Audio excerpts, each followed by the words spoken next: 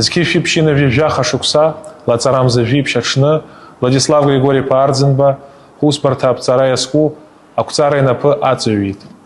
Апсо дипломатия чион хапсат гилатагылаза шакырдза ануадавис. Убринамадана и табубха расферстахуб, а дипломатия от Мадзура ветеранша. Яробаски Хусбарта аппарат хадей, ахянурспе, аусбартакой русуется. Уважаемые друзья, сегодня мы отмечаем 30-летие со дня образования Министерства иностранных дел Республики Абхазия.